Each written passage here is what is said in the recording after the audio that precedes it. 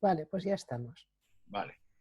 Eh, entonces, una aclaración importante es tener en cuenta que estamos hablando de una simbología y una visión que Blavatsky nos ha transmitido en base a la literatura del libro del Xian, ese famosísimo y antiquísimo libro, que ella tuvo acceso y que a pesar de que decían que no existía, aparentemente en el momento en que le criticaban medio mundo, pues posteriormente apareció en uno de los monasterios en el Tíbet. Entonces, siempre les voy a pedir que tengamos un criterio para aquello que yo recuerdo bien cuando decían en el monasterio este que fui de los budistas en Nepal, si hay algo que no le parezca, que les cueste trabajo entender o que entre en colisión con su manera de ver las cosas, porque en este momento no lo ve de otra forma, déjelo por ahí, no lo rechace, ¿sí? Todos tenemos un marco de referencia y el problema del marco de referencia es que si no tiene la información nueva en mi marco, yo lo rechazo automáticamente, no lo dejo entrar. Un estudiante y un buscador serio toma esa parte que le parece, vamos a decir, diferente al contexto que tiene, lo pone por ahí y lo investiga con el tiempo. No lo rechazamos de entrada. Entonces, para aquellos que vean algunos de los conceptos que estamos estudiando, no solo ahorita, sino hace varias sesiones y las que veamos en el futuro, tengamos un criterio más o menos parecido, ¿sí? Tampoco yo dicto una clase o dicto un tema que sea la verdad de aquella interpretación que encontramos en la doctrina. Yo soy un estudiante con ustedes y trato de compartir los estudios que tenemos. O sea, aquel que no esté de acuerdo, pues no está de acuerdo, totalmente respetable su punto de vista y seguimos adelante en nuestros estudios, ¿sí? Entonces, con ese criterio, pues no queremos polémicas, o bueno, por lo menos yo no admitiré polémicas si es así, es asado. Bueno, pues está bien, tiene su punto de vista. Si no hay una manera de llegar a una aclaración, pues lo dejamos así.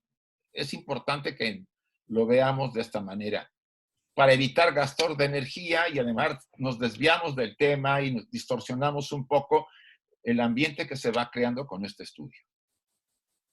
Voy a cerrar ahorita las entradas porque creo que no hay, bueno, veré más tarde. Déjenme moverlo para que no me estorbe. Bueno, vamos a hacer nuestro en silencio. Cada quien va a leer, yo lo voy a ir mencionando y cada quien lo va a ir meditando y repitiendo si lo desea hacer. Nuestra dedicación. Oh, tu sol dorado de esplendor más excelente. Ilumina nuestros corazones y llena nuestras mentes. Así que nosotros, reconociendo nuestra unidad con la divinidad, que es el corazón del universo, pueda ver el camino ante nuestros pies y llevarlo a esos distantes objetivos de perfección, estimulado por tu propia luz radiante. Así sea. Gracias. Ya saben ustedes vamos a decir, la estructura. Se van a presentar algunas imágenes con material y después si se abre para alguna pregunta, aclaración o comentario que pudiera hacerse, seamos breves, no hablemos al mismo tiempo, son las únicas recomendaciones que podemos hacer. Bien, les habíamos dado la semana pasada un material de lectura, ¿se acuerdan? De la sección cuarta, sobre el mito de los ángeles caídos y sus varios aspectos al espíritu del mal y quién es, qué es. No eran muchas páginas, fueron creo que 5, salvo que creo que después, no sé si Nuria mandó completo el capítulo. Yo aquí he entresacado algunos párrafos y podemos al final, no, es una selección que hice pequeña y al final podemos hacer algún comentario en caso de que alguien lo desee hacer. Dice, pero los ocultistas que consideran a la naturaleza física como un haz de las más variadas ilusiones en el plano de la percepción engañosas, que reconocen en cada dolor y sufrimiento solo las angustias necesarias de la procreación incesante, una serie de grados hacia una perfectibilidad siempre creciente, visible en la influencia silenciosa del infalible karma o naturaleza abstracta. Los ocultistas, repetimos, ven a la Gran Madre desde un punto de vista distinto. Desgraciados de aquellos que viven sin sufrir. Ese es muy interesante punto. Desgraciados aquellos que viven sin sufrir. La paralización y la muerte es el porvenir de todos los que vegetan sin cambio. ¿Y cómo puede haber un cambio para mejorar sin el sufrimiento proporcionado en el grado precedente? Pregunta importante y que nos lleva a recordar también el maestro KH en un pequeño librito que se le asume que él lo escribió cuando él estaba en Inglaterra y conoció a Madame Blavatsky. Él decía que el ser humano ha salido de esa indolencia e inmovilidad a través del sufrimiento. La mente ha ido despertando a través de las experiencias y que la única forma que se ha encontrado ante una indiferencia total, si no lo hubiera, es que sufra para poder vencer ese sufrimiento y encontrar nuevos cauces. No son aquellos que han aprendido a conocer el valor engañoso de las esperanzas terrestres y los ilusorios atractivos de la naturaleza externa, los únicos destinados a resolver los grandes problemas de la vida, el dolor y la muerte. Solo los que han sufrido, han padecido, se han caído, se han levantado, se han vuelto a caer y se han vuelto a levantar, son los que cada vez tienen más capacidad de poder entender y penetrar y comprender esta ilusoria atractivo del mundo. Hace rato yo repasaba algunos pasajes de Luz en el Sendero. Y por supuesto, de repente... ¿Cómo estás? Están entrando y el problema está en que cuando entran hay que volver a decirles, chicos, guarden silencio. Vale, ya los volvimos a silenciar. Luz en el Sendero lo dice claramente, tarde o temprano, el anhelo por vivir, el deseo de vida se tiene que ir disolviendo. Hablo de un estudiante, de un buscador serio ya comprometido. No significa que no sienta, significa que ya no necesita ni desea volver a encarnar, aunque lo haga después para servir. Esa fuerza que a nosotros nos impulsa a vivir, ese deseo de experimentar en el plano material, está muy ligado a las experiencias de sensibilidad, de sensaciones, de percepciones, de pasiones, de aspectos que este mundo nos permite experimentar. Entonces eso se tiene que agotar tarde o temprano. Mucha gente dirá, entonces, ¿para qué? No, tenemos que pasar por el proceso para despertar de todo y aquellos aspectos, porque mientras estemos aferrados a las encarnaciones, a estar en este mundo, hay que experimentarlo, no hay otra. Pero tarde o temprano soltaremos. Y si volvemos como estudiantes, estoy dejando entrar aquí a algún otro que se nos mete.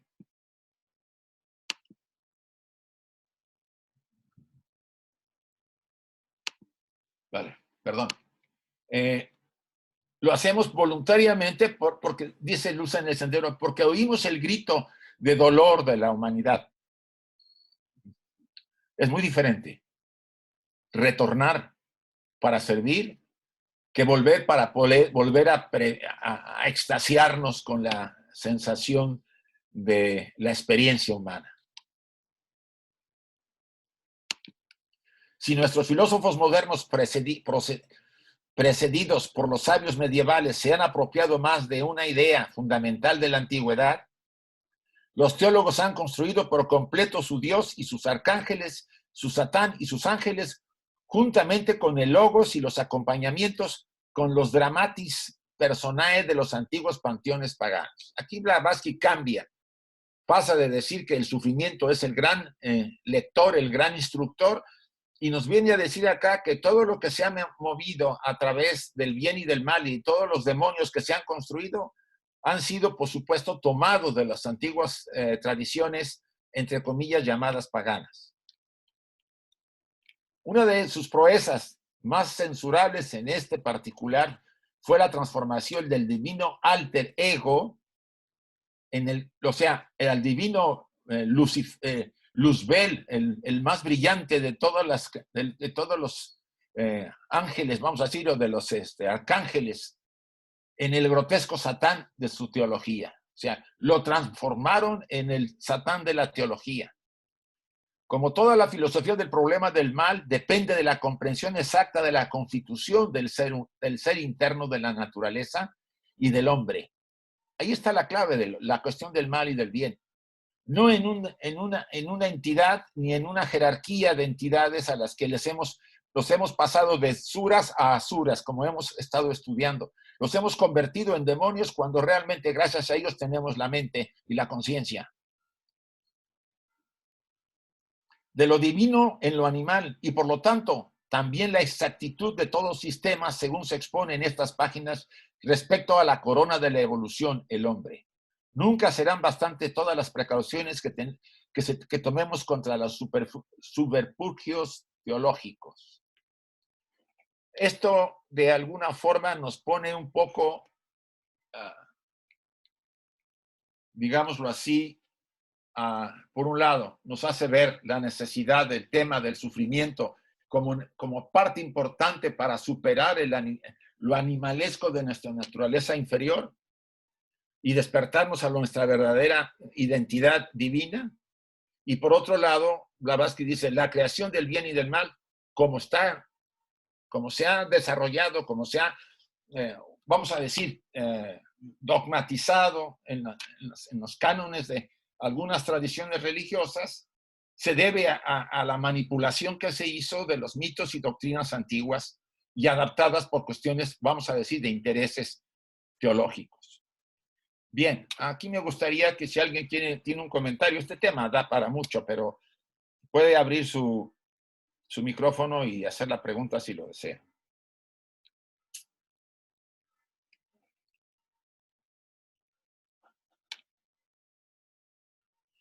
Isaac, ¿a qué se refiere en ese párrafo que tú has leído 2 o 3 diapositivas antes, donde dice aquellos que no sufren? ¿Hay alguien que no sufra?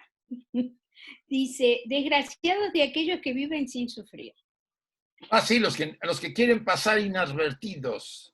¿Te acuerdas que hay en la doctrina, bueno, yo recuerdo en la obra de Dante, la Divina Comedia, que hay un lugar se puede decir, a la entrada de los infiernos, que es la entrada de los que nunca se quisieron comprometer, ni se quisieron arriesgar a nada para no sufrir, para no tener ningún problema.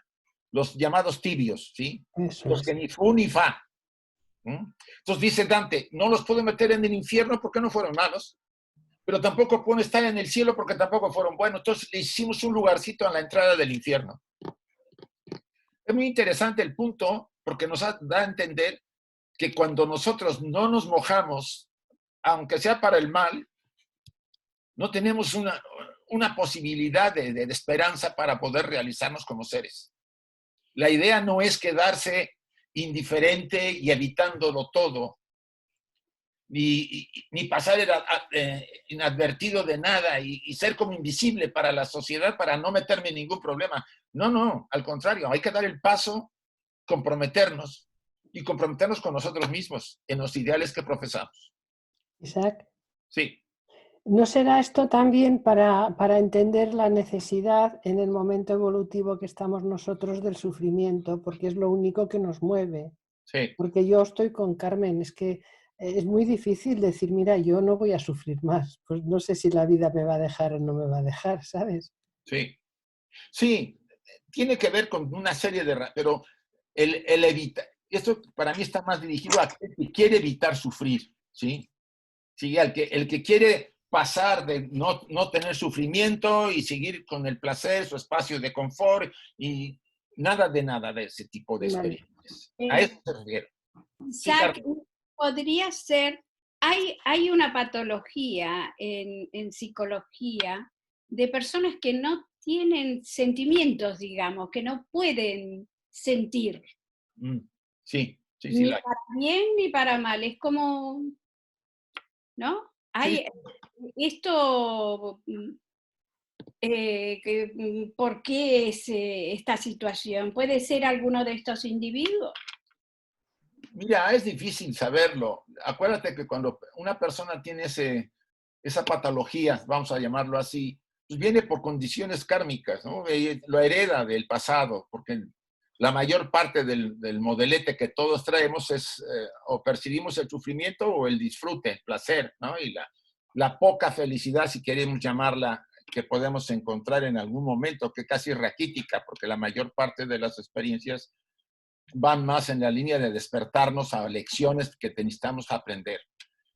Pero es probable que en ese sentido haya una gran indiferencia. Está también un poco relacionado con estos seres que no sienten, los psicóticos, digo, Sí. Los no, desalmados, Isaac. los desalmados, que no, Sociópatas. sí, Sociópatas, los sí. No, no. sociópatas, que Sí. no tienen ningún sentimiento de culpabilidad, aunque dañen y maten y hagan de todo. O sea, como que hay un bloqueo emocional en muchos casos, y ese bloqueo quizá inicia con la persona que, aún sintiendo, evita a como dé lugar cualquier necesidad de enfrentar pues, un obstáculo, sufrimiento. Difícil para la mayoría, pero hay personas que pueden tener recursos y pueden evitar hasta donde pueden las experiencias de dolor. Creo que ahí se pierde la gran oportunidad de crecer. Es el modelo que nos tocó. La naturaleza utiliza en este universo ese modelo.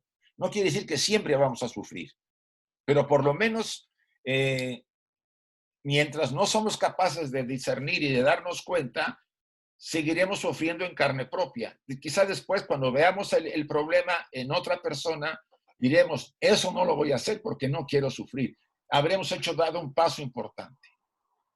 Isaac, Sí. pero no es la personalidad en realidad quien sufre, porque en la medida en que uno va superando los diferentes obstáculos, el sufrimiento viene porque la personalidad no quiere desaparecer. ¿No está relacionado con eso, quizás, el sufrimiento? No, bueno, si hablamos de sufrimiento es la personalidad, porque la parte superior no sufre. Bueno, el alma también llega a sufrir cuando ve que la parte inferior comete demasiados. Bueno, es lo que yo he estado analizando en algunas obras. Dice, no pasa inadvertida para el yo superior las atrocidades que pueda cometer el individuo como personalidad. ¿Sí? Entonces, hay quizá un compartir con algo que no puede hacer más que influir en nosotros, y como nosotros no deseamos ser influidos, cometemos tropelías a costa de sufrimiento de mucha gente. Pero sí, el que sufre es la personalidad. La parte más elevada no sufre. Eso estamos de acuerdo contigo. Sí, en la obra, perdón, en la obra de Blavatsky ella misma dice que ese ego con mayúscula, ahí en el campo causal, Sí. es el que es responsable de todo lo que hacen o no hacen sus personalidades consecutivas. Y claro, esta es una cuestión importante a considerar. El pasar por ambos polos de opuestos es una necesidad evolutiva, porque sin ello, pero no se hace en una encarnación ni en 4, eso son cientos, ¿no? Sí. Sin pasar por ambos polos de opuestos no se puede desarrollar la conciencia. De ahí que esos tibios no sirven. Sí, está muy bien explicado la metáfora, ¿verdad?, que encontramos, que los tibios son arrojados porque Sí. no hacen nada. Pero lo de la enfermedad es otro asunto, es otra historia. Eso es kármico, ¿sí? Sí. Bueno, ¿les Quizá parece? un par de cosas. Sí, Enrique. Un par de cosas mientras sigues espantando la mosca esa que estás espantando. Sí, es que me está aquí distrayendo. No, de lo que comentaba Carmen hace un momento hay un trastorno que se llama anestesia afectiva y con la anestesia no puedes reconocer lo que sientes. Sí lo sientes, pero no lo puedes reconocer. Luego, todos tenemos la capacidad de hacer, por ejemplo, le preguntaron una vez a Woody Allen, que representa el pensamiento occidental, que qué pensaba hacer cuando viniera a visitarlo la muerte, dice. Bueno, cuando venga a visitarme yo preferiría estar en otro lado, dice, de broma. Pero en realidad tratamos de atajar el sufrimiento que merecemos por el sufrimiento que hemos causado. Buscamos siempre la manera de minimizarlo, desplazarlo, y afectamos el karma. Y luego el karma vuelve con más dureza. Sí. Entonces yo creo que a eso se refiere Blavatsky, es algo así como el ser humano típico que quiere hacer el mal sin recibir la consecuencia del mal que ha hecho. Yo creo que de ese es el que está hablando ahí, pero bueno, como ella es muy escueta a veces en los párrafos, da mucho a especular exactamente a qué se está refiriendo, pero como que el corazón de la idea es esa, que pobres de los que no asumen el sufrimiento que merecen, que se hacen a un lado, que lo minimizan, que lo disminuyen o que le dan la vuelta o los que se lo pasan a otro. Pero yo creo que aquí podría haber un enorme debate, o sea, realmente sí lo hacemos. Y te acuerdas que en la India la gente no lo hace, viene la calamidad y la asumen, porque están educados de esa manera, por lo tanto cierran el círculo. Bueno, perdón, era nada más una... No, está bien, porque yo recuerdo también ese tema de que mientras uno evita la experiencia dolorosa que uno tiene que vivir, vamos a decir que de momento se suspende la acción, pero volverá más fuerte.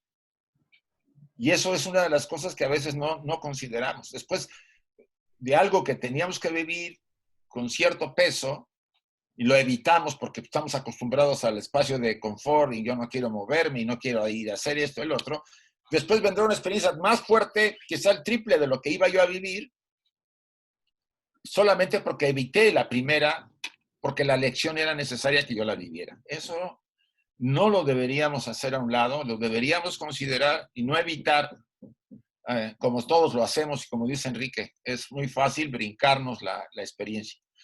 Pero este pasaje que les mandé era para más o menos que ustedes vieran algo del tema de por qué Blavatsky insiste mucho en que ha sido una creación de convertir a Luzbel o al lucero de la mañana, a la jerarquía que nos dio la mente, convertirlo en el Satán, simplemente porque se quedaron atrás, no quisieron crear, etcétera, etcétera, no quisieron entrar cuando se tenían que hacerlo, etcétera. O sea, toda una estructura generada, y ella explica en ese capítulo del 4º tomo de la doctrina secreta, las ideas que ella tiene respecto al bien y al mal y por qué se ha generado como se generó, ¿no? Y eso hace que la mente, después de 2000 años que se nos ha inculcado, pues que nosotros nos imaginemos cosas que son una fantasía, entre comillas, pero que dice, el peor enemigo que tenemos y que es el verdadero demonio es la mente del ser humano, de la personalidad.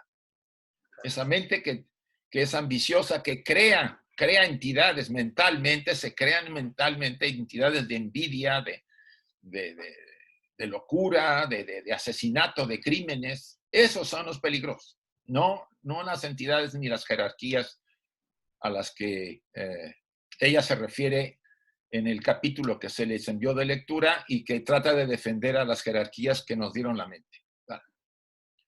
¿Les parece que prosigamos? Bien. Vamos a entrar a la Shloka 28. Dice, de las gotas del sudor, del residuo de la sustancia, material procedente de los cuerpos muertos de los hombres y animales de la rueda anterior. Cuando habla de la rueda anterior, estamos hablando de la tercera ronda, ¿sí? Acuérdense. Y del polvo desechado fueron producidos los primeros animales de la cuarta ronda. ¿Sí? Vuelvo a repetir.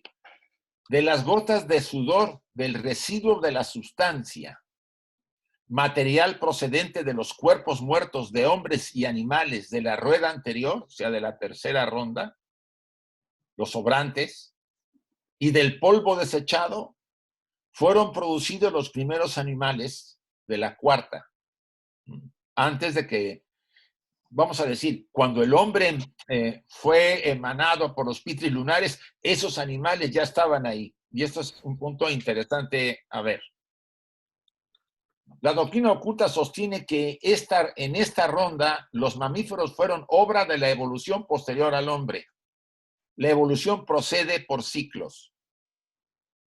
El gran ciclo manvantárico de 7 rondas, al principiar en la primera ronda con el mineral, vegetal y animal, conduce a su obra evolucionaria en el arco descendente a un punto muerto en la mitad de la cuarta raza, al final de la primera mitad de la cuarta ronda. Este punto es necesario que lo veamos en este diagrama, ¿sí? Ustedes, bueno, más o menos lo traté de hacer. Primera raza, ¿sí? Recuerden los emanados por los pitris lunares, emanaron su cuerpo astral. Segunda raza se formó por la primera raza, se sumergió en la segunda raza, o sea, emanó a la segunda raza y desapareció. No murieron, desaparecieron en la segunda raza. Más material, sí, la segunda raza. Y al final de la segunda raza empezaron a surgir no solamente la generación por las gotas de sudor que emanaban de los cuerpos, sino también los andróginos. Tercera raza, ya sabemos, los androginia y de varias formas de reproducción, pasando incluso por lo que vimos en la sesión anterior del Kriya Shakti, la creación por voluntad de los que serían los antecedores de los Mahatmas y Arhats de las épocas posteriores, más la formación de los, o sea, de la segunda raza a la tercera raza aparecieron los producidos por el sudor. De ahí nacieron los hermafroditas por el huevo. Y después, a partir de la mitad de la tercera raza, vino la entrada de la mente. Los manasaputras nos dieron, o entraron en los vehículos, o nos dieron su reflejo de la mente, activaron la mente en una parte de la tercera raza. Para la cuarta raza, ya la mente, ya estaban los cuerpos más o menos, seguían siendo gigantes, pero tenían ya condiciones como las nuestras, no más que de grandes tamaños. Y a la mitad del punto medio, ¿sí? Aquí señalo en la mitad de la cuarta raza, es el punto de inflexión que vuelve entonces el espíritu que se había sumergido en la materia, ahora vuelve el espíritu a irse desprendiendo de la materia. Ya en nuestra quinta raza es mucho más sutil la parte material. Se decía que la cuarta raza, en alguna de sus subrazas, tenían tan gruesa la piel los que eran humanos en aquel momento, que no podían ser, vamos a decir, un puñal no penetraba la piel. Era tan dura debido a la densidad de la materia a la que se llegó en ese momento. Pero a partir de la quinta raza nos hemos vuelto a ser más sutiles, si queremos llamarlo así. Y seguirá este proceso a través de la sexta hasta llegar a la séptima, donde dice, en un pasaje que vamos a ver a continuación, donde el espíritu estará liberado de la materia. ¿Sí? Entonces, vamos a hacer el proceso inverso. Primero nos hemos sumergido en la materia y después la vamos a abandonar. Y esto es muy, muy importante que lo podamos entender. Es pues en nuestra Tierra, la cuarta esfera y la inferior a todas y en la presente ronda, donde se ha llegado a ese punto medio que acabo de señalarles.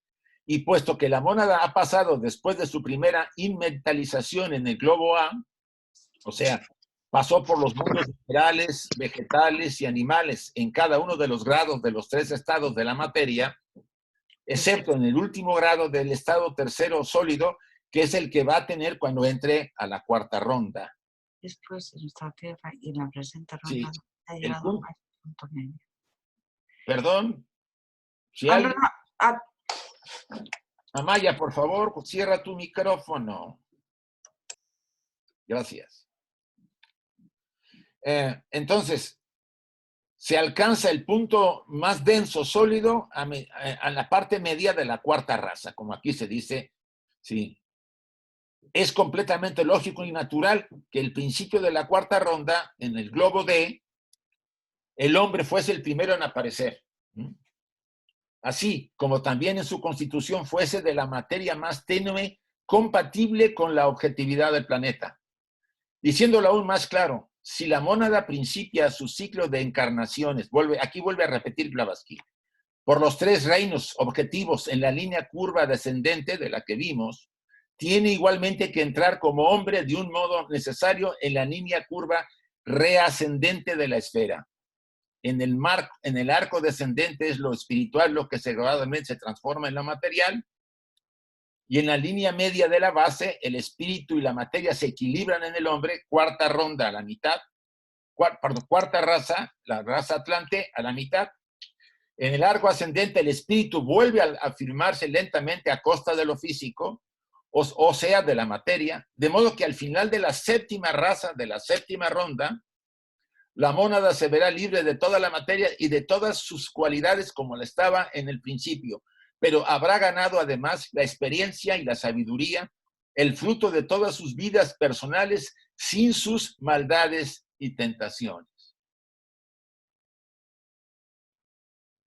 Me gustaría, si quiere alguien hacer alguna pregunta, comentario, etcétera.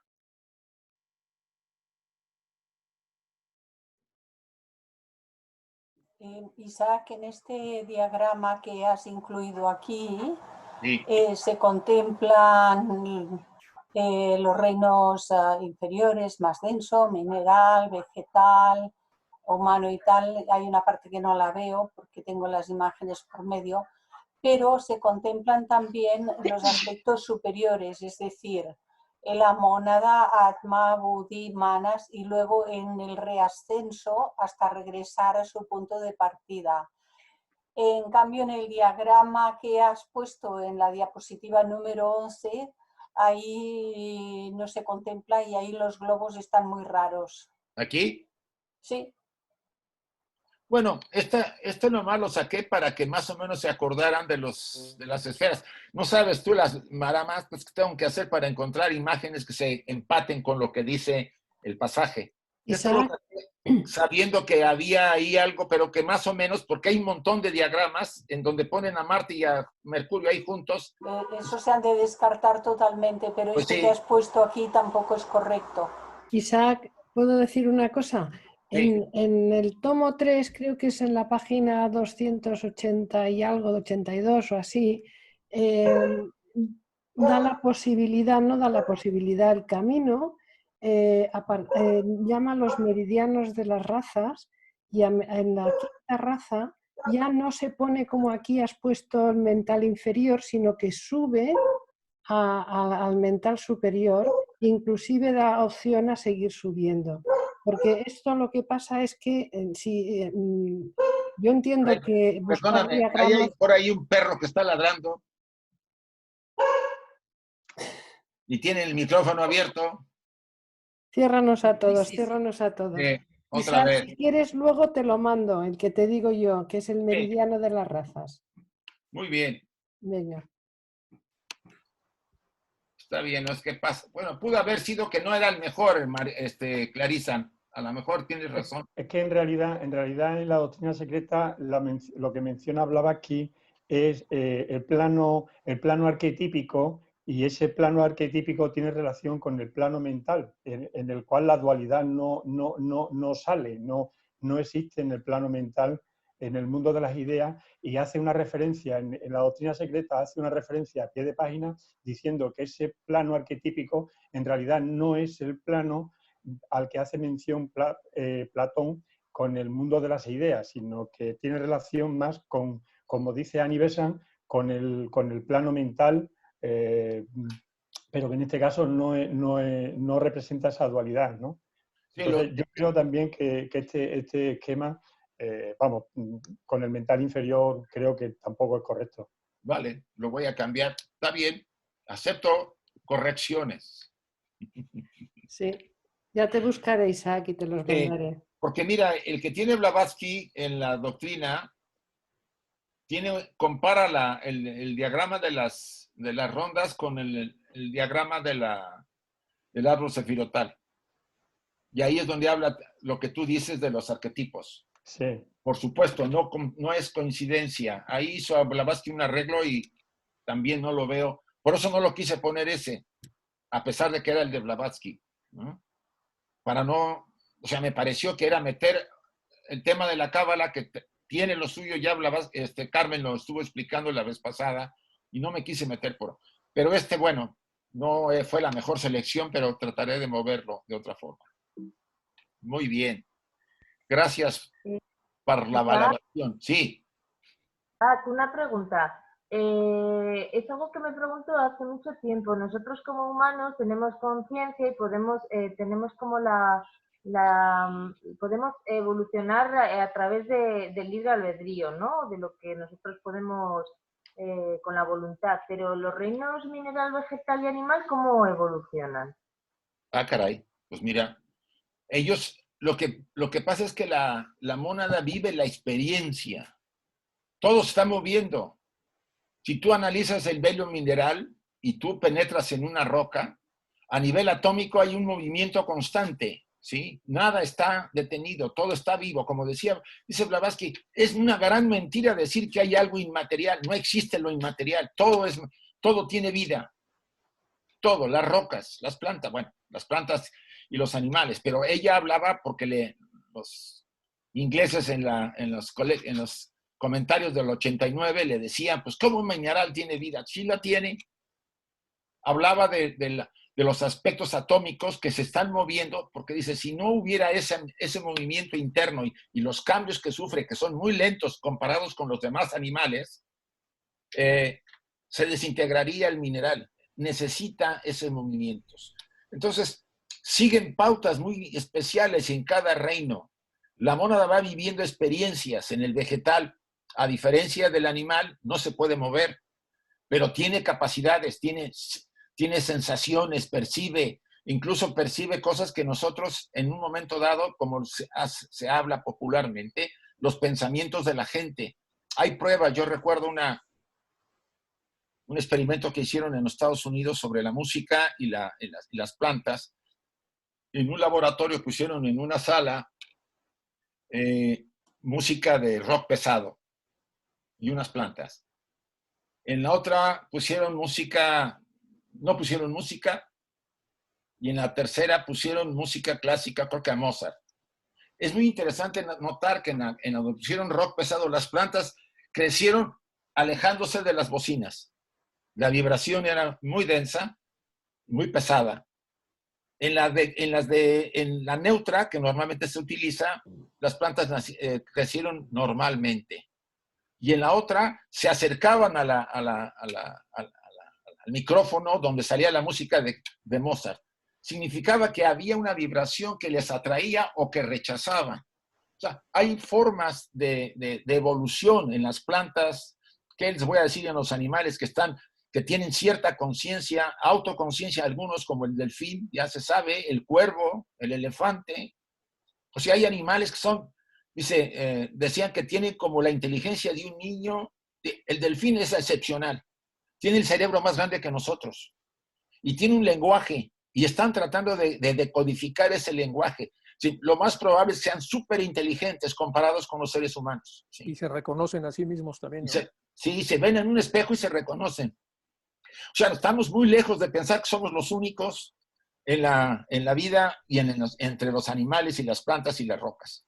solamente que cada uno está en diferentes grados de vibración y de diferentes procesos. Ahora, ¿por qué traigo materia mineral en mi cuerpo? ¿Por qué el feto, cuando yo voy naciendo, toma a veces la forma de una planta y después de un renacuajo? ¿Sí? O sea, Enrique siempre me recuerda la palabrita que repetimos cuando vamos a nacer. El feto, ¿cómo le llamas, Enrique? ¿Cuál feto? El de la recapitulación ontofilogenética. Ah, Chihuahua. Esa palabrita se me olvida siempre.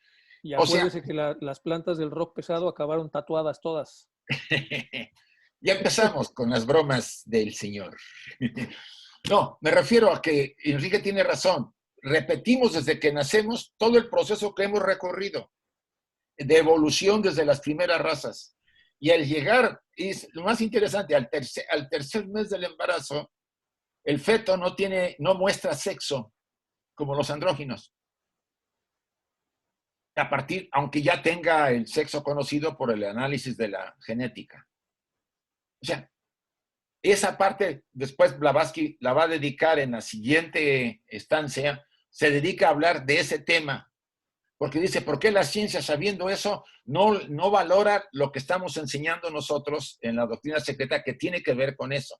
Repetimos en nuestro proceso toda la evolución por la que hemos pasado, incluso de las formas más primitivas, que parece que en un momento dado, cuando se está reproduciendo en las células dentro del óvulo femenino, parecemos como si fuéramos una piedra.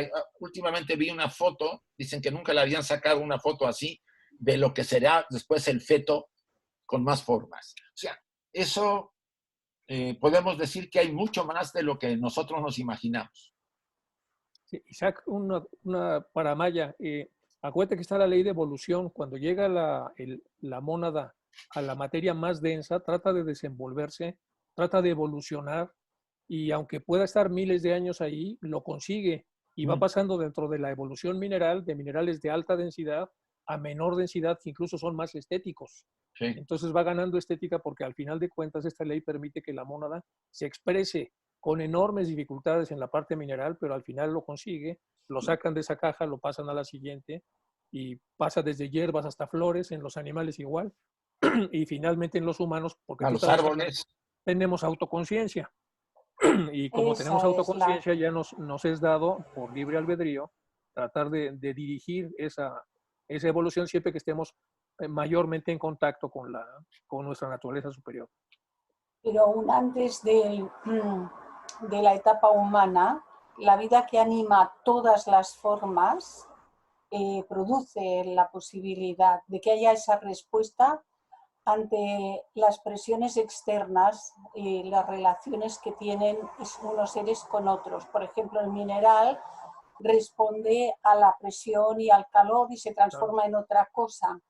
Esa capacidad de responder, a eso se le llama conciencia. De momento es una conciencia relativa, luego tiene que pasar a otros estadios como los vegetales, y etcétera, etcétera, pero esa ya es una capacidad de conciencia.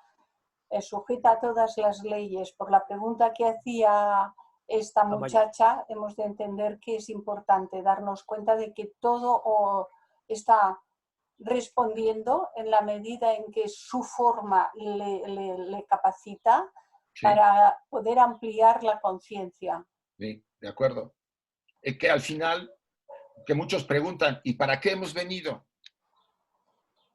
La mónada, cuando entra a la evolución, cuando entra al mineral, antes de entrar, no es autoconsciente en nuestro universo finito. A través de todo ese arco descendente, mineral, planta, animal, humano, superhumano, y después hacia arriba, vamos adquiriendo autoconciencia en este mundo, en este universo finito. Porque tenemos autoconciencia, si podemos llamarlo así, en la eternidad, pero no acá. Entonces, una de las razones para explicar a qué hemos venido es para conseguir esa autoconciencia, despertar. Y eso encaja totalmente con lo que acaba de decir Clarisa y Enrique. O sea, el mineral, a pesar de lo que nos parezca que es inamovible y que no se mueve y que no parece que evoluciona, está adquiriendo a través de los miles de años en que se pasa por ese proceso la autoconciencia. Porque no es lo mismo un pedazo de roca que un diamante. La transformación ha sido bárbara. Podríamos decir que no se desplaza, al menos que le demos una patada o algo más grande, pero que sí se mueve. Sí, exacto. Nuestras capacidades no permiten ver ese movimiento, pero ese movimiento es constante en toda materia. No, sí, ya, la física lo dice ahora, ningún material, ni siquiera las paredes, cualquier cosa que parece sólida, puede serlo si no hay dentro de ella ese campo magnético que está emitiendo los átomos, porque es lo que mantiene cohesionada la materia. Si se detuviera, un segundo se desintegra. O sea, todo se está moviendo, solamente que no lo percibimos. ¿Sí? Y por eso pensamos que no tiene vida o que no tiene proceso, simplemente por eso. Y hay una transformación evolutiva. Toda transformación va siempre a mejor. Lo que pasa es que en las rocas es tan lento el proceso que no podemos ni imaginarlo. Y en un ser humano es mucho más visible. Pero hay un impulso a la transformación positiva, la transformación evolutiva. Por eso los físicos empiezan a adquirir gran parte del conocimiento antiguo para tratar de corroborar lo que están observando ya en los laboratorios a través de las simulaciones que hacen, donde meten miles de años en un ordenador para tratar de ver cómo se comporta el campo mórfico que está comentando Isaac a lo largo de millones de años. Y en todos los casos siempre hay una transformación ascendente. Entonces eso de alguna manera valida lo que ya se había dicho en el conocimiento teosófico. Muy bien, sí. Soy Sonia. ¿Podría leer algo cortito para ustedes, por favor, del tomo 1? Sin exagerar, sí, ya sabes. Sí, no lo voy a exagerar. Dice, una piedra se convierte en una planta en un animal, el animal en un hombre, el hombre en un espíritu y el espíritu en un dios. La chispa anima a todos los reinos por turno, antes de penetrar y animar al hombre divino, entre quien y su predecesor, el hombre animal, existe una diferencia radical. Solo eso. Muy bien. Sí, es lo que estábamos acabando de decir y que viene diciendo Blavatsky de que pasa por el mineral, vegetal, animal, hasta el humano. Y por eso, la versión que da Darwin, yo no digo el tema de la palabra evolución, esa me parece bastante bien. Pero la versión que da Darwin, en un sentido, Blavatsky se opone, porque dice que son las formas las que están haciendo los cambios y no es la conciencia que está buscando nuevas formas para poder desarrollarse. Bueno, de todos modos vamos a seguir ahorita y haremos otros apartados. Este orden de evolución se encuentra, les voy a pedir que cierren sus micrófonos, chicos, también en el primero y segundo capítulo del Génesis. Y aquí es muy interesante, ¿eh? Dice, si se leen en un sentido esotérico verdadero, pues el capítulo 1 contiene las historias de las 3 primeras rondas, así como también de las 3 primeras razas de la cuarta, hasta el momento en que el hombre es llamado a la vida consciente por los Elohim de la sabiduría. Yo acá tengo la versión de Cipriano de Valera, de Reina y Valera del 60. Y en el pasaje, en el primer capítulo, versículo 26, dice, y entonces dijo Dios, hagamos al hombre a nuestra imagen conforme a nuestra semejanza y señoré a su semejanza. Y creó Dios al hombre a su imagen, a la imagen de Dios lo creó, varón, hembra, etcétera, etcétera. Ese es el primer Adán, que es el Adán divino, que Carmen nos hizo muy claro, ¿sí? No es el Adán humano. Capítulo 2, y aquí lo tenemos. Dice, versículo 7. Entonces Jehová, Dios formó al hombre del polvo de la tierra y sopló en la nariz el aliento de vida y fue el hombre un ser viviente. Mucha gente, yo me acuerdo como estaba yo en la escuela, cuando iba a la iglesia y oía ahí la misa y lo que fuere, a mí no me entraba la idea de cómo que hubo un Adán y ahora otro Adán, ¿de dónde salió el otro? Porque si ya dijeron que hubo uno primero, después el segundo.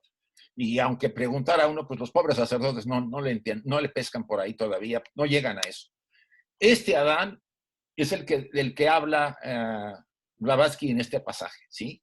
Ahora, es interesante notar, dice ahí,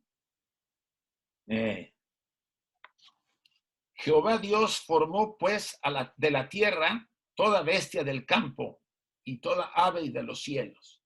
Y los trajo a Adán, o sea, los formó después de Adán, lo que dice Blavatsky de los mamíferos. Para que viene, ¿cómo le habría de llamar? O sea, Adán les iba a poner un nombre. Simbólicamente significa la creación después de él. Poner un nombre a alguien, decirle un nombre a alguien es crear ese alguien. Desde la antigüedad se sabe de eso. Y todo lo que Adán llamó a los animales vivientes, ese es su nombre. Corrobora lo que también dice la doctrina de que los mamíferos vinieron después de Adán. Este es otro punto que vale la pena analizar. Bien, uno más, creo que está en el siguiente pasaje. En el capítulo 1, los animales y las ballenas y las aves del aire son creados antes de Adán. Eso sí es cierto, del Adán andrógino. Y abajo viene el comentario. Esto se refiere a las alegorías de los animales sagrados del zodíaco y otros cuerpos celestes, algunos, ¿sí? O sea, se estaba refiriendo a los animales del cosmos, de los animales del zodíaco, no a los animales físicos, en el capítulo 1. En el capítulo 2, Adán, el sin sexo, viene primero y los animales aparecen después. Ya lo acabamos de leer. Hasta el estado de sopor mental. Este es el punto, y les leo el pasaje bíblico. Dice así.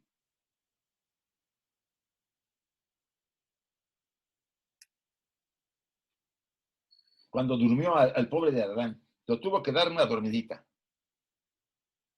Dice,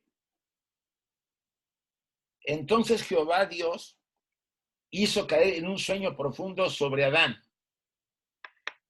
Blavatsky insiste, este sueño profundo es la etapa de la primera, segunda y tercera raza hasta la mitad.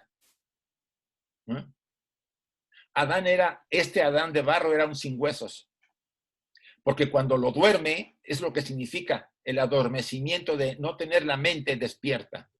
Y en la mitad y en el momento en que lo duerme, simbólicamente, cuando se separan los sexos, simbólicamente que le saca una costilla, Eva ya era una generación con huesos a partir de ahí. Y esto es muy interesante porque está todo envuelto en la simbología cabalística que son los primeros 5 capítulos del Génesis. Entonces dice, y de la costilla que Jehová Dios tomó del hombre, hizo una mujer y la trajo al hombre. Aquí empieza el hermafrodita, ¿no? Pasó de no tener físicamente los sexos, de ser un andrógino, a un hermafrodita. La reproducción era por huevo. Todo lo que antes había comentado Blavatsky y que lo corrobora con versiones caldeas, egipcias y de otras tradiciones. Bien. Aquí dice, hasta el estado de sopor mental e inconsciencia de las 2 primeras razas y de la primera mitad de la tercera está simbolizado por el segundo capítulo del gracias al sueño profundo de Adán que le manda Jehová. Recuerden que Jehová, ya vimos de Jehová, la simbología, ¿sí? Hay un Jehová espiritual del primer Adán, del capítulo 1, pero hay un Jehová en el segundo Adán, de la jerarquía que generan a la parte material, el Adán de barro, por eso está metido ahí Jehová, pero eso es otra jerarquía inferior, por decirlo de una manera, que después se transforma ahí toda una simbología que hablamos en los hermafroditas, etcétera, etcétera. Pero eso ya lo hemos visto con bastante, con tiempo. Shloka 29. Animales con huesos, dragones del océano y zarpazas. Zarpaza significa serpiente. Viene abajo en un comentario en la 428. Zarpazas voladoras fueron añadidos a los seres que serpentean. Los que se arrastraban por el suelo adquirieron alas. Los de largo cuello en el agua se convirtieron en los progenitores de las aves del aire. Aquí está hablando de los animales primitivos. ¿Sí?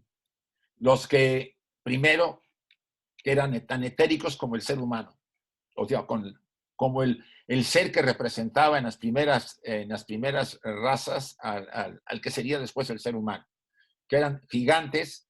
Yo ahí saqué el comentario que dice, eran gigantescos, transparentes, mudos y monstruosos, dice el comentario.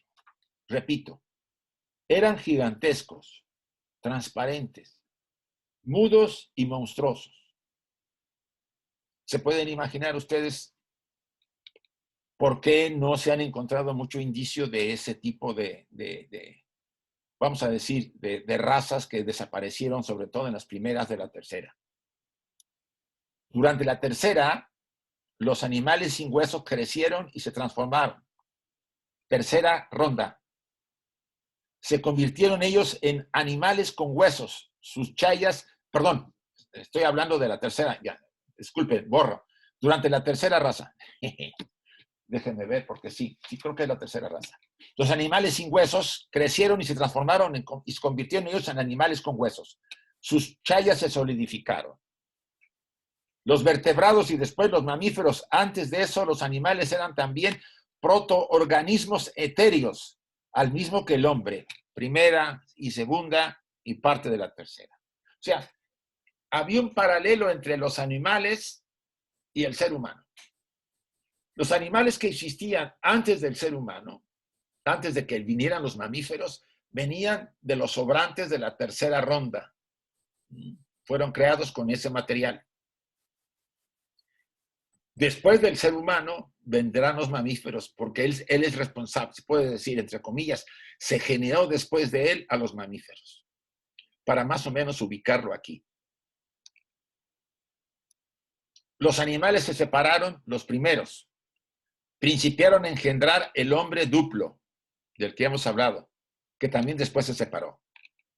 Él dijo, hagamos que lo que hacen ellos. Unámonos y hagamos criaturas, y así lo hicieron. El hombre duplo, ya separado, no tenía todavía mente. Recuerden que aquí yo me encontré un cíclope, pero más o menos, digo, está medio monstruoso, pero más o menos representa, porque los dos ojos aparecen al principio de la cuarta raza, del Atlante. Antes nomás había un ojo en la frente. Por lo menos Blavatsky lo que comenta. Los dos ojos no estaban presentes en la tercera raza. Solamente apareció hasta la cuarta.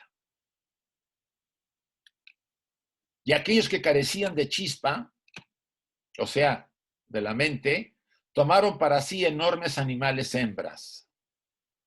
En el Sloka 32. Engendraron con ellas razas mudas. Mudos eran ellos mismos, pero sus lenguas se desataron. Las lenguas de su progenie permanecieron calladas, engendraron monstruos. Una raza de monstruos encorvados, cubiertos de pelo rojo, andando a gatas, una raza muda, para guardar callada la vergüenza. Y ahí en el comentario 437 yo encontré, dice, estos animales o monstruos no son los antropoides de ningún otro mono, sino verdaderamente lo que los antropólogos pudieran llamar el eslabón perdido, el hombre inferior primitivo. Este comentario lo deja Blavatsky para aclarar, no viene el hombre del mono. Podríamos decir que una variedad de monos viene del hombre cuando se mezcla el hombre sin mente con habla de un animal gigantesco, ¿no? Una hembra gigante, se mezcló con ella y nacieron esos, llamémoslo así, seres que aquí habla una raza de monstruos encorvados, cubiertos de pelo rojo, andando a gatas, una raza muda, decía, para guardar las vergüenzas de lo que había pasado.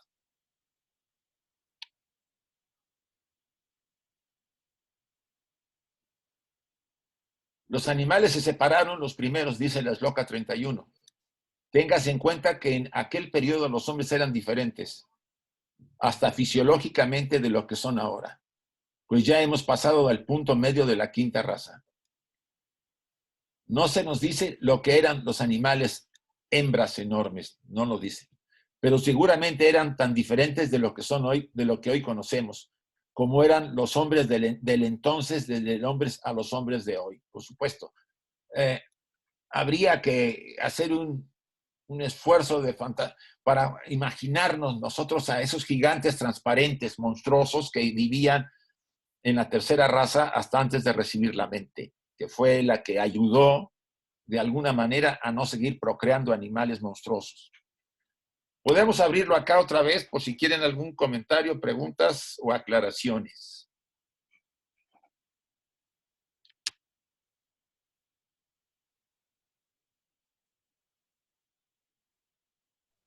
Isaac, una Sí. pregunta. ¿La raza muda, como pone ahí, era muda porque no tenía mente? No, porque se engendró de un humano que no tenía mente con un animal. Porque todavía no recibía la mente. Recuerda que al retrasarse los manasaputras en la entrada a los trajes humanos, porque estaban imperfectos, eso lo vimos en la sesión anterior, ellos retrasaron su entrada porque tenían el poder de decir no. Entonces fueron retrasando. Entonces cuando vieron que estaba pasando eso, se dijeron, karma nos cobra, ahora vamos a entrar todos. Y entraron a lo que pudieron entrar, que no habían ya, vamos a decir, producido lo que se había producido.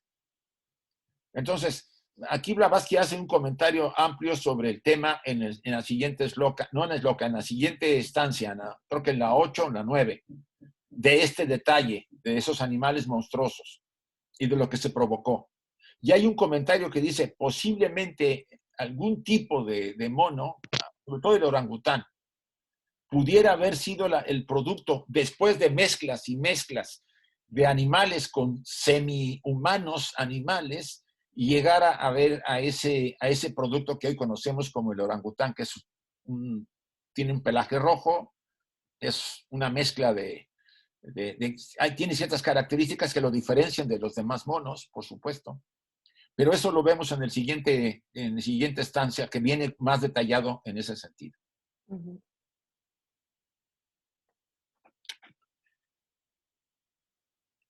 A ver, déjeme ver qué más dice. A ver, una pregunta. Entonces, Lili, ¿en qué punto entraría en...? Aquí no la menciona. Por eso lo digo, porque Lili entraría antes que Eva. Pues puede que sí, puede que no, pero el tema es que como si yo me estoy Lilith pertenece a esos arquetipos anteriores de la formación física. Y proviene de las rondas anteriores. Mira, me alegro que entraras, porque en los pasajes que hablo no menciona para nada el tema de Lilith. Lilith es el aspecto, son los remanentes de las rondas anteriores, de los mundos que se destruyeron anteriormente, pero que encarnaron, entre comillas, con Adán, con Eva, con Set, bueno, todo eso que formaron esas razas, pero que todavía no eran físicas, porque recién a partir del final de la tercera raza es cuando se vuelven físicos. Aquí hay que hacer una aclaración. Carmen tuvo mucha razón en intervenir, me alegra mucho. Tenemos que tener en cuenta algo que es muy importante. Blavatsky no está diciendo todo. Sí. Ella lo dice. Puedo decir una parte. No he podido traducir todas las slokas. Nomás traduje lo que me dejaron traducir, porque no todo está permitido que se revele. Eso es nos deja a veces a la mitad, como yo he oído a varios estudiantes de varias obras de estudiantes en Estados Unidos y en la India, cuando había convenciones, digo, aquí no le encuentro pies y cabeza, aquí hay algo, aquí falta algo, pues sí. Sí, ¿verdad?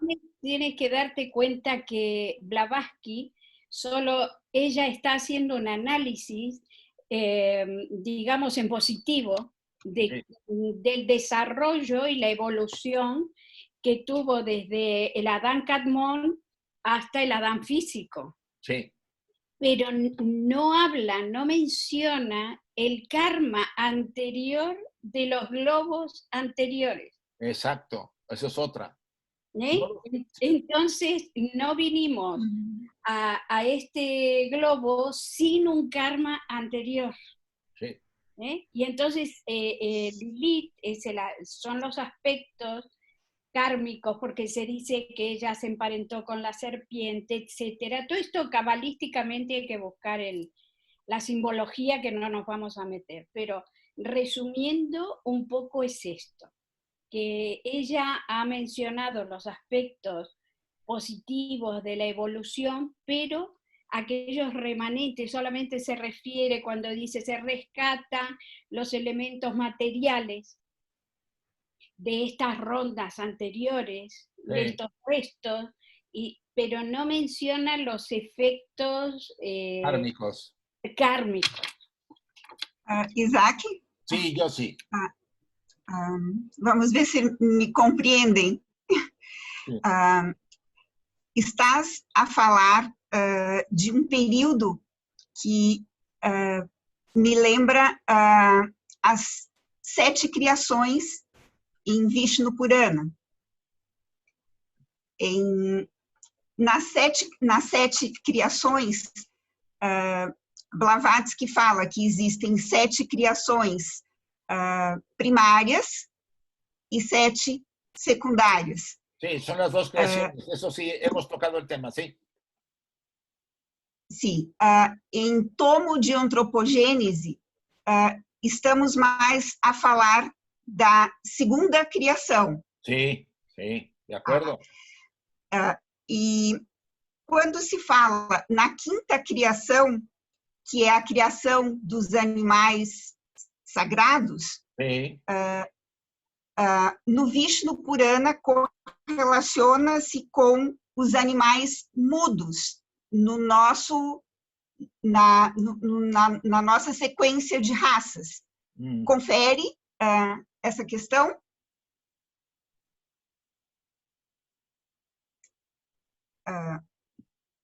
Que corresponde na Terra, com os animais mudos. Como o senhor vê essa relação das criações, da criação primária com a criação secundária, ela se dá em algum aspecto com alguma simultaneidade, ou primeiro ocorre uma criação e depois outra criação num tempo de manifestação propriamente dita? Blavatsky dice, si te entendí, que la primera creación no está clarificada en antropogénesis. Se habla casi de la segunda creación. De la primera, cuando se va a los Puranas, y al Vishnu Purana sobre todo, ella dice, mira, los brahmanes hicieron un compendio para ocultar muchas cosas. Mezclaron también, porque varias de las 7 creaciones de la primera creación, las partes de las 7, se mezclan con las de la segunda creación y viceversa. Entonces, ante esa confusión, que es muy común, dice ella, es así porque ellos ocultaron, porque no querían que la gente se enterara, ¿sí? Solamente para los estudiantes o los investigadores, etc. Entonces, ahí uno entra en cierta confusión, pero Blavatsky dice, si entendemos bien, la primera creación fue la creación del noumeno, la base. Y la creación segunda es el fenómeno, las formas. ¿Sí? Pero también hay partes de la segunda creación que pertenecen a la primera. ¿Sí? Entonces, difícil ahí especular. Primera, porque no somos duchos en el Vishnu Purana. Yo lo estudié porque había que explicarlo. Pero en parte tienes razón de que hay una combinación y estamos más en la segunda creación que en la primera. La primera es simplemente el nómeno. Porque al final de la primera creación, Brahma entra, el día de Brahma termina y descansa. Sí. 4.000 millones de años, o no, una cosa así. Y todo queda así como detenido. Y cuando él vuelve otra vez, se viene a la segunda creación, la fenomenal, los fenómenos. Bien, espero que te haya contestado algo. Sim, não, respondeu. É porque quando Brahma desperta de seu sono de um dia, ele inicia a segunda criação repetindo as 3 primeiras criações primárias. Sí, né? vuelve a repetir, pero ahí hay muchos velos de los brahmanes, ¿sí? De los sacerdotes que ocultan. Sí. Eso lo dice también. Lo hace el Génesis, lo hacen ahí también. ¿Por qué? Porque se reservaba como secreto de iniciación en muchos casos. Sí. Muy bien, vamos a Gracias. Chicos. Así al contrario, por el tiempo. Obrigada. Vale. Esta fue la primera física caída en la materia de alguna de las razas inferiores, entonces existentes. Téngase presente que la Shloka 24, los hijos de la sabiduría, habían desdeñado a la tercera raza primitiva. Aquí volvemos al rechazo que hacen ellos. Esto es, a los que no estaban desarrollados. Y se les muestra encarnándose en los de la tercera raza posterior, dotándolos así de la inteligencia. De esto ya lo hemos hablado, que normalmente Blavatsky alega que no encarna porque fisiológicamente las formas de la tercera raza, las primeras 3 o 4 subrazas, no estaban completas, no estaban bien. Rechazan, dice, a los nacidos del sudor, a los del huevo, a los hermafroditas, o sea, van viendo que cada uno no estaba preparado. Así cayó el pecado de las razas sin mente, que no tenían chispa y eran irresponsables sobre los que no cumplieron con su deber kármico hacia ellos, o sea, sobre los manasaputras. El karma los obligó ahora sí a entrar, ya no cuestión de que si querían o no, ahora tuvieron que entrar obligatoriamente por lo que estaba pasando en la progenie humana. En realidad, en los pasajes posteriores vamos a ir viendo que hubo una mezcla tremenda de cosas, entre no solamente con los animales, sino que hubo después mezclas y razas que desaparecieron.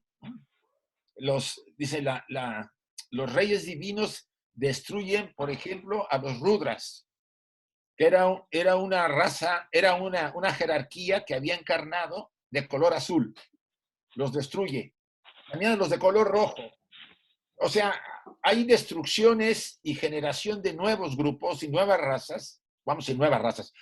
Mantener la tercera raza fue una raza convulsiva hasta que tuvo la mente. Y a partir de ahí empezó la solidificación casi hasta el final de la tercera raza. Se separan los sexos completamente y entramos a la cuarta, donde la cosa se pone más bien dura porque el cuerpo se solidifica densamente. Y aparecen, por ejemplo, desaparece el tercer ojo y aparecen los 2 que tenemos. A mí en esta figura me gusta porque se ven las señales de los 2 ojos y el ojo en el centro todavía. Si ustedes la ven. Es la única que encontré más o menos decente, que no era monstruosa. Bien. Así pues, el ocultismo rechaza la idea de que la naturaleza haya producido al hombre del mono. Claro. Versión de Blavatsky. Ustedes pueden tomar la versión que consideren, pero esa es la versión de la doctrina secreta. Y si no les acaba de convencer, pues déjenla por ahí, no la rechacen y después la investigan. O de un antecesor común a ambos, sino que al contrario, hace proceder alguna de las especies más antropoides del hombre de la tercera raza del primer periodo atlante. Entonces, algo de eso hay en esa raza de color rojo. Los orangutanes creo que son los que todavía sobreviven. Pero Blavatsky insiste en que ya es una mezcla. El orangután moderno, bueno, el que tenemos ahora, ya se ha ido mezclando entre los grupos realmente de monos que existieron como razas aparte, con herederos de seres semi-humanos que ya eran del tipo. Entonces, esas mezclas fueron generando a lo que tenemos ahora. Nuestra enseñanza muestra que el paso en que es exacto decir que la naturaleza construyó en un tiempo sobre la constitución astral humana una forma externa semejante a la del mono. O sea, se hizo algo parecido. Es igualmente exacto que esta forma no fue el eslabón perdido. Del mismo modo que no lo fueron la multitud de otras envolturas de aquella forma astral durante el curso de su evolución natural por todos los reinos de la naturaleza. Vuelve a insistir, podía haberse parecido, pero no lo era a los monos, ¿sí? Ni tampoco ha sido en este planeta de la cuarta ronda donde tuvo lugar semejante evolución. Aquí nos mete un punto, como se verá, sino solo durante la primera, segunda y tercera rondas, cuando el hombre fue sucesivamente una piedra, una planta y un animal, hasta que llegó a ser lo que fue en la primera raza raíz de la humanidad presente. ¿No? Los términos mónada, mineral y vegetal y animal solo implican una distinción superficial. No existe una mónada que no sea divina y por consiguiente ha sido o tiene que ser humana en el futuro. Este término humano no tendrá significación a menos que la diferencia se comprenda bien. La mónada es una gota del océano sin límites, más allá, o para ser exactos, dentro del plano de la diferenciación primordial. O sea, la mónada es divina, esté en el mineral, esté en la planta o en el animal, esté en el ser humano, esté donde esté, es divina. Y todo está plagado de mónadas, chicos, todo. Y todas tendrán que ser humanas, tarde o temprano, a pesar de que estén en diferentes aspectos materiales. Es exacto decir que el hombre de este Manvantara, esto es, de las 3 rondas precedentes, ha pasado por todos los reinos de la naturaleza, que ha sido una piedra, una planta y un animal. Pero, estas piedras, plantas y animales fueron los prototipos, las tenues representaciones de las de la cuarta ronda. B, hasta de los principios de la cuarta ronda fueron las sombras astrales, como lo expresan los ocultistas de las piedras y plantas y animales presentes.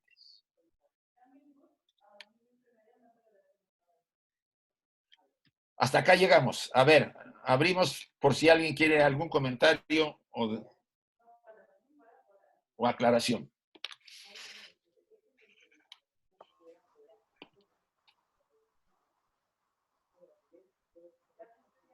Pues Isaac, entonces la piedra que encuentro en el bosque es mi alma gemela. Bueno, gemela no, está mal dicho. Sería mi próximo. Tiene lo mismo exactamente. Y esa piedra puede ser la que en realidad más adelante yo pueda instruir a un mundo mejor. La roca que tú puedas encontrar.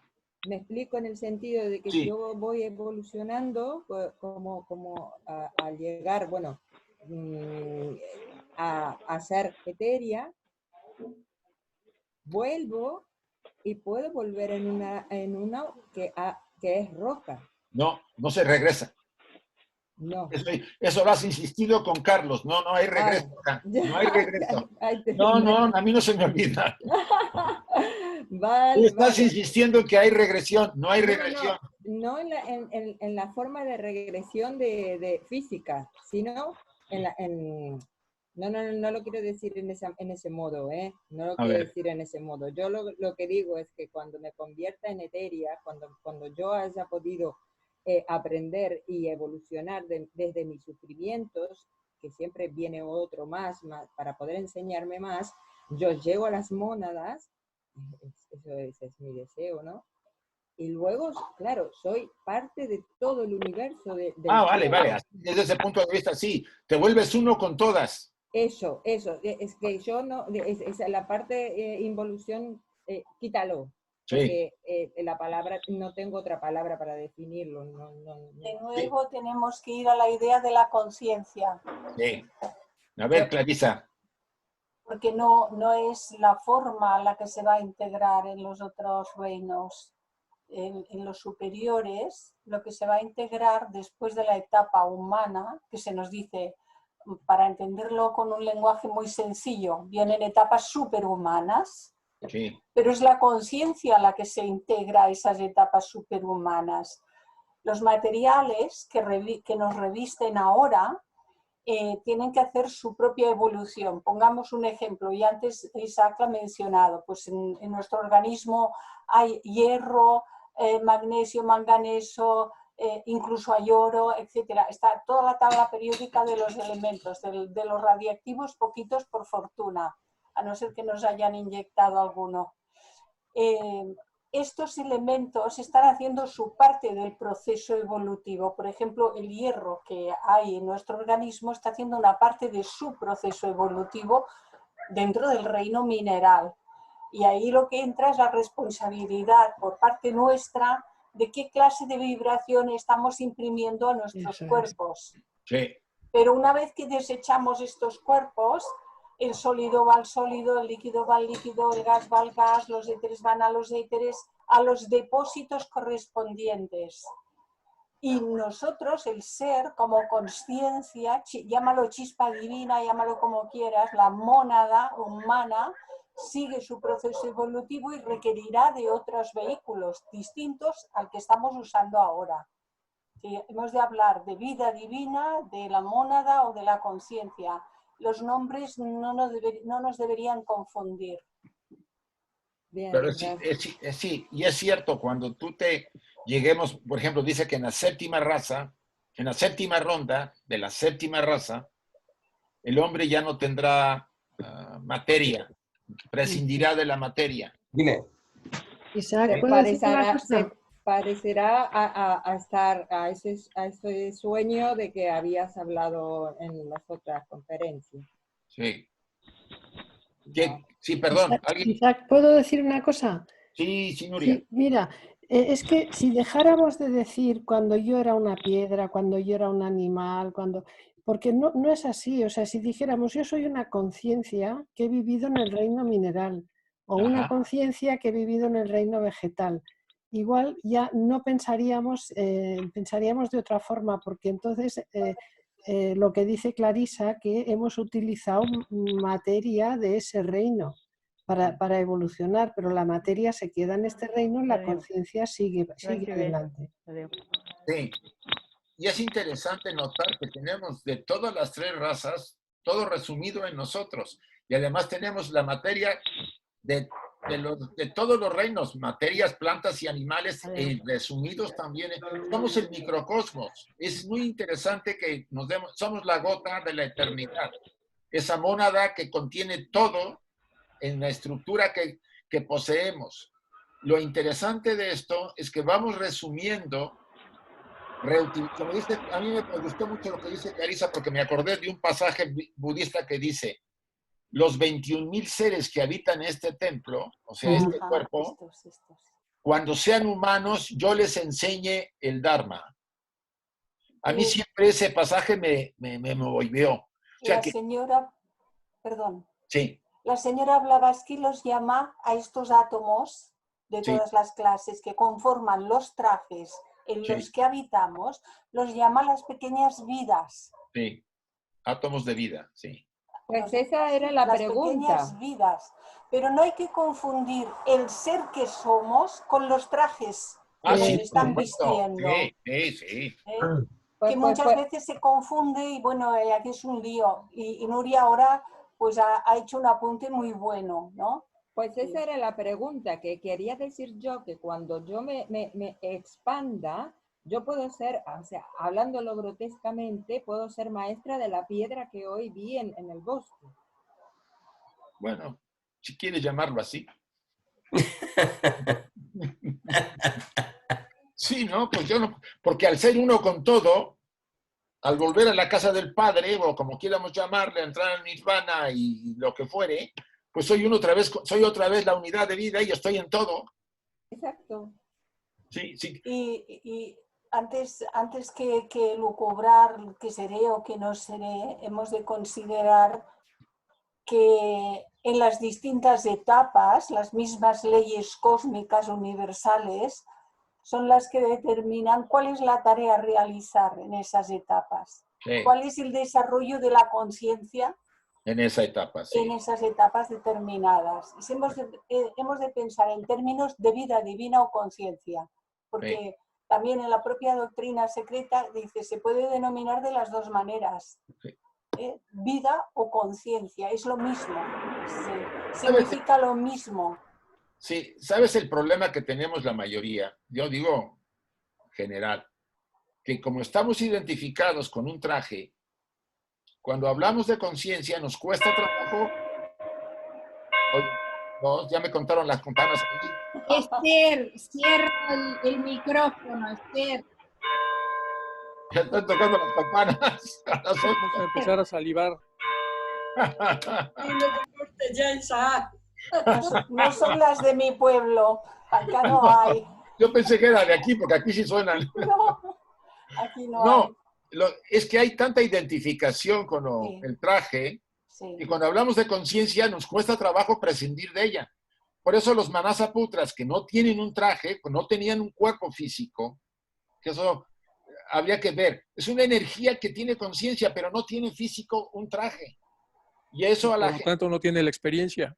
No, claro, no la puede tener porque no tiene el traje con que realizar la experiencia. Claro. Y sin embargo, en todo el proceso, las leyes determinan, van preparando el terreno, van preparando la materia para que se pueda confeccionar con los trajes adecuados y podamos habitarlos.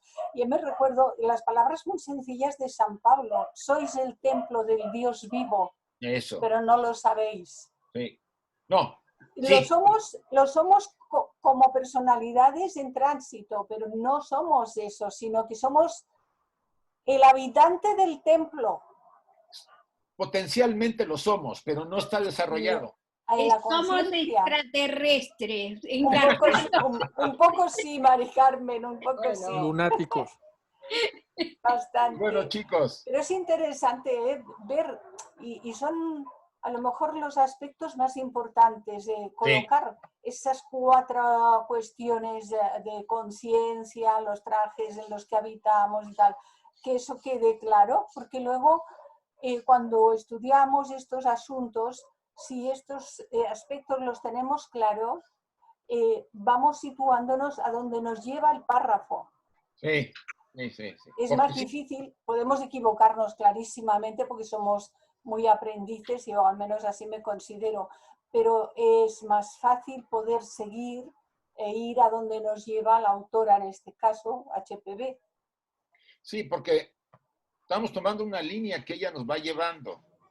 Yo no digo que puede haber puntos de vista diferentes, qué bueno, porque eso enriquece. Claro.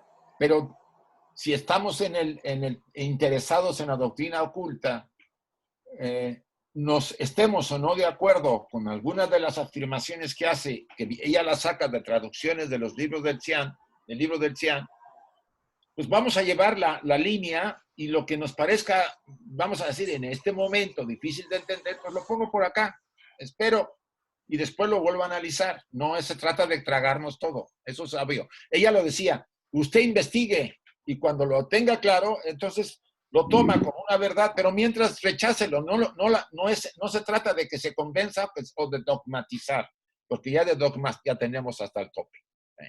Yo le digo dejarlo en cuarentena. Eso está muy bien. Dejarlo así un rato. Y ya cuando... Luego ya veremos, a lo mejor lo rescato un día de estos, o no, todavía. Sí.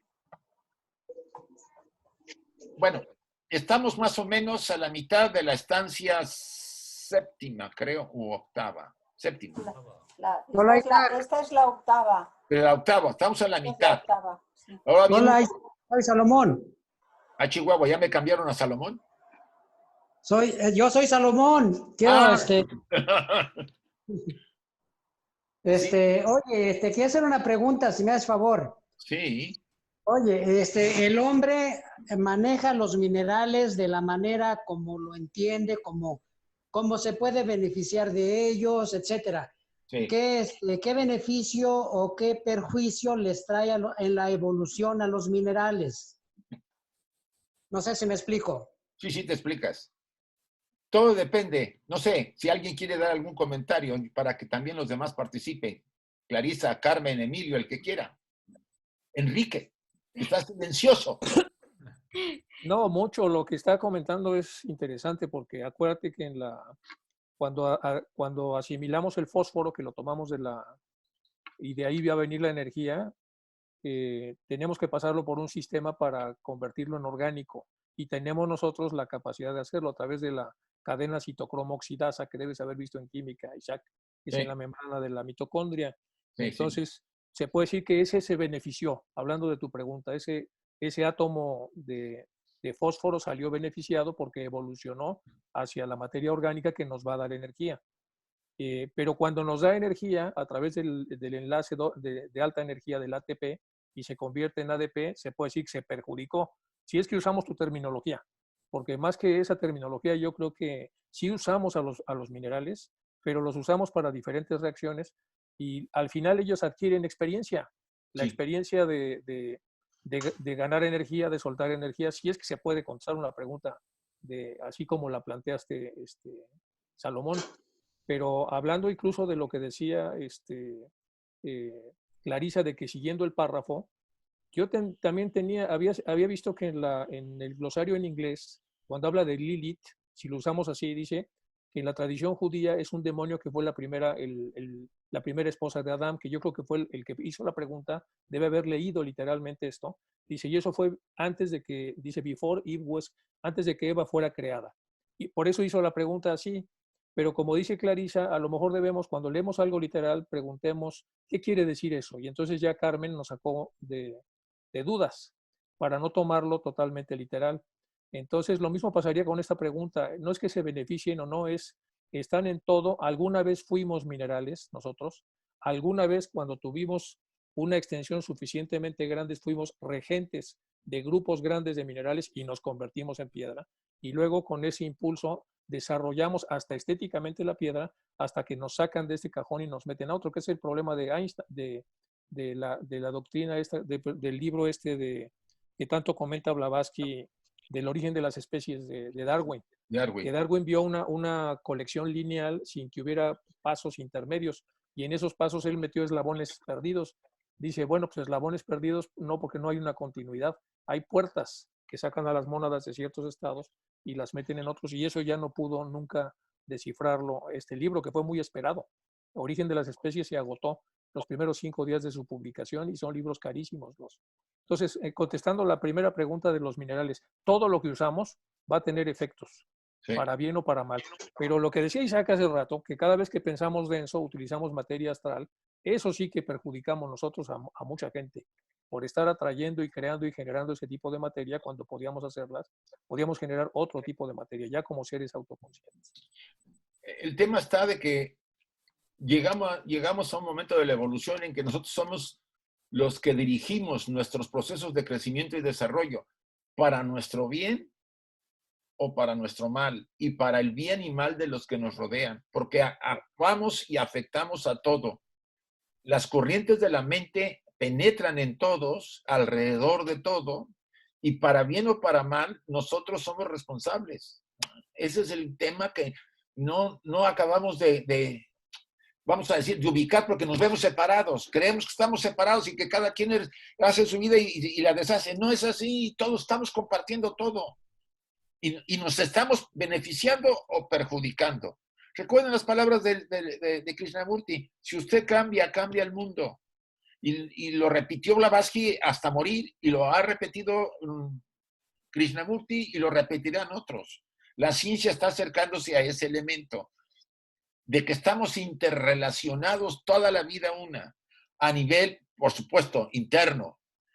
A nivel físico, aparentemente, porque esto es una ilusión, pero aparentemente nos vemos separados, porque si no, no habría evolución, no habría crecimiento. Es necesario esta fantasía temporal, a la que abandonaremos cuando llegue el momento de que ya no tengamos que estar en un traje para haber crecido ya lo suficiente.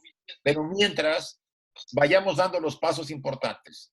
Primero, esto es simplemente un medio para crecer y ayudarnos y aprender.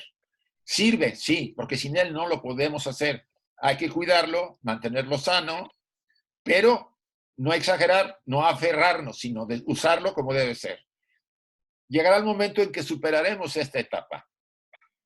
Y entonces vendremos, como dije al principio, cuando decía Blavatsky, ya no tendrás ganas de volver, pero volverás para ayudar a los demás, porque esa va a ser la responsabilidad de nosotros cuando alcancemos esa realización. El pago del compromiso que adquirimos cuando crecemos es volver a devolverlo a los que se quedan tras de nosotros y ayudarlos a que ellos también lo hagan. Hasta el último, decía el Buda, hasta que la última hoja entre al nirvana, nosotros nos mantendremos en la orilla, impidiendo entrar al nirvana hasta que el último que entra, ahora sí todos nos podemos penetrar. Ese es el compromiso del estudiante, del buscador serio, por lo menos en la tradición teosófica, en la enseñanza teosófica, que es la de los bodhisattvas, o sea, salvadores del mundo. Y que creo que todos de alguna manera nos inspiran. Bien, chicos, ¿les parece que detengamos? Porque ya son las 8:10. Muchas gracias, Isaac. Sí, vamos a cerrarlo con la invocación. ¿Les parece? Sí, sí, correcto. Todos la repiten, cierran sus micrófonos porque no se va a volver aquí una algarabía. Y bueno, ahorita que terminemos damos los últimos detalles. Bien. Cierren sus ojos un instante, por favor. Y mantengan la atención en la respiración. Unos segundos.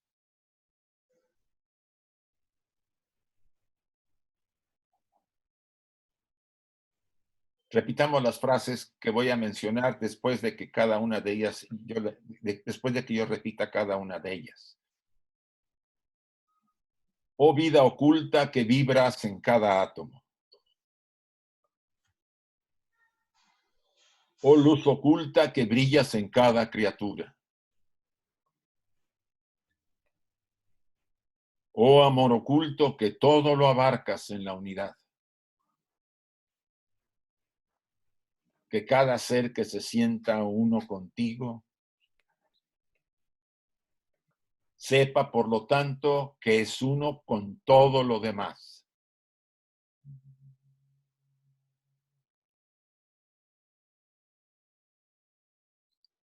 Así sea y gracias a todos.